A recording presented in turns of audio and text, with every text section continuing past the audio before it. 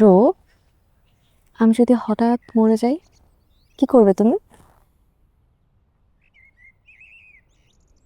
এসব অবান্তর প্রশ্নের উত্তর আমি দিব না। আচ্ছা, অবান্তর প্রশ্ন বাদ, বাস্তব প্রশ্নে ফিরি। ধরো, আমি যদি কখনো অনেক দূরে তোমার কাছ থেকে হারিয়ে যাই, তখন তুমি কি করবে?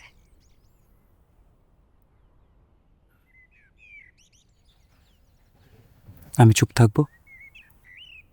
চুপ থাকবে? তার মানে আমি হারিয়ে যাই, চলে যাই, তোমার কিছু যায় আসে না, তুমি চুপ থাকবে? আমি সেটা বলিনি। আমি বলেছি আমি চুপ থাকবো। আমি তোমার এইসব প্রশ্নের উত্তর দিব না। তাহলে কি করবে বলো, আমি যদি তোমার কাছে না থাকি? দাও না, আমার শুনতে ইচ্ছে করছে, বলো না।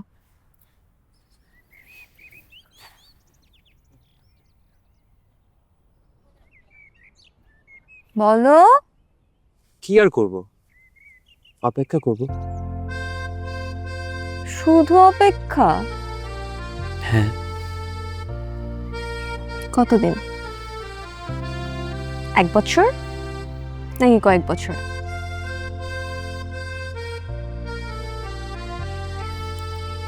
পুরো এক জীবন। ইস, খুব সিনেমার নায়কদের মতো ডায়লগ দেওয়া হচ্ছে না? তুমিও তো সিনেমার নায়িকাদের মতো ন্যাকা ন্যাকা প্রশ্ন করছো। দেখ, তোমার সাথে একটু ফিউচার নিয়ে আলাপই করা যায় না। লজিক্যাল প্রশ্ন হলে উত্তর দেওয়া যায়, কিন্তু তোমার এই হাইপোথেটিক্যাল প্রশ্নের উত্তর আমি দিব না। ওকে ফাইন, লজিক্যাল প্রশ্নই করছি।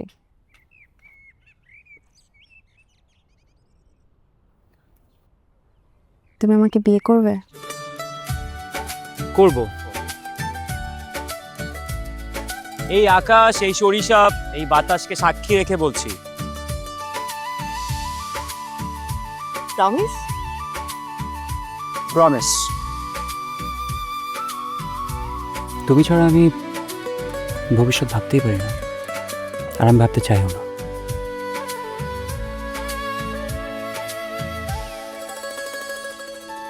আচ্ছা শোনো না, হুম? বিয়ের পর আমাদের কয়টা বাচ্চা হবে? হুম, এবার আসছো আসল আলোচনায়। তুমিই বলো না। দুটো? না, 3টা হলে ভালো হয়। উম, তুমি ভালোবাসারই চাপ সামলাতে পারো না, আবার সামলাবে 3টে বাচ্চা। কেন? তুমি সামলাবে, আর আমি পাশে দাঁড়িয়ে তোমাকে উৎসাহ দিব। এই শোনো, অনেক দেরি হয়ে গেছে, এবার বাড়ি যাই, তো অনেক বকবে। আরে, এত স্বপ্ন দেখিয়ে তুমি এখনই চলে যেতে চাচ্ছ?